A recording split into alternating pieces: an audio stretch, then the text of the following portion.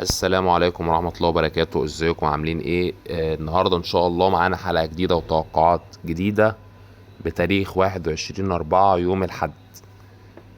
خليني الاول قبل ما ابدأ في الحلقة بقول ان احنا النهاردة هنختار 10 اشخاص عشوائيين، هنشحن لكل واحد فيهم ب100 جنيه. بس شرط اساسي للناس اللي بتشوف الفيديو ده انك تعمل اشتراك في القناة، لايك للفيديو، كومنت على الفيديو ده. وفي اخر اليوم بنختار 10 اشخاص اختيار عشوائي بنشحن لهم وبنتواصل معاهم. عشان ما اطولش عليكم خلينا نبدأ على طول. اول ماتش معانا النهاردة هو ماتش الزمالك ودريمز الغاني في نص نهائي بطولة الكونفدرالية. الماتش ده بتلعب في استاد القاهرة. احنا بتوقع فوز الزمالك.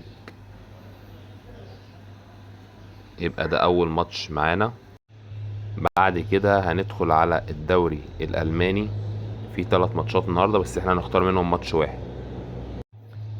هنختار ماتش باير ليفركوزن وبروسيا دورتموند، وهنقول الماتش ده هيجي فيه اكتر من 1.5، اكتر من هدف. طبعا بقية الماتشات يعني مش محبب ليا ان انا اختارها يعني. كمان في ماتشات في الدوري الايطالي، بس انا ما بحبس ان حد يختار ماتشات من الدوري الايطالي، لان يعني نتائجه مش مضمونة وما بتعرفش تتوقع فيه حاجة صحيحة. خلينا ندخل بعد كده على الدوري الأسباني.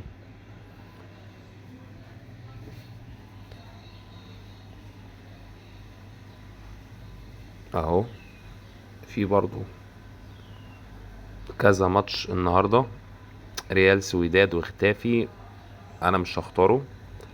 الماتش اللي هختاره هو فيا ريال والميريا، يبقى فوز فيا ريال. الناس اللي بتتفرج علينا جديد ما تنساش تعمل اشتراك في القناة. خلينا ندخل على الماتش اللي بعده، اتلتيكو مدريد.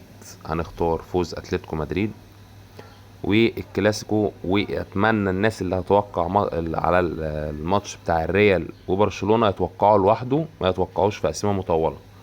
انا اتوقع فوز الريال. ده كده بالنسبة للدوري الاسباني. هندخل بعد كده على الدوري الانجليزي. اول ماتش ايفرتون ونوتنجهام ده انا مش هتوقع عليه. الماتش التاني هو استون فيلا. هنختار فرصة مزدوجة، فوز او تعادل استون فيلا. يعني لو استون فيلا فاز او تعادل انت تكسب.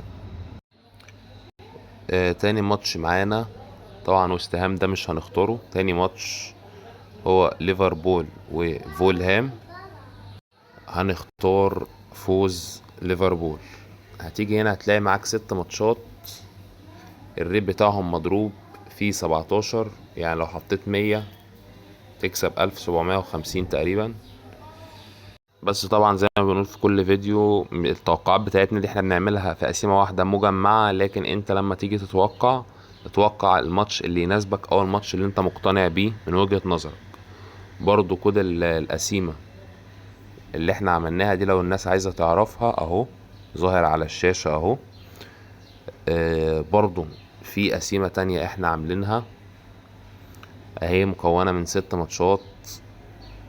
ريال برشلونة، اتلتيكو الفيس، فيا ريال الميريا، استون فيلا، ليفربول، الزمالك.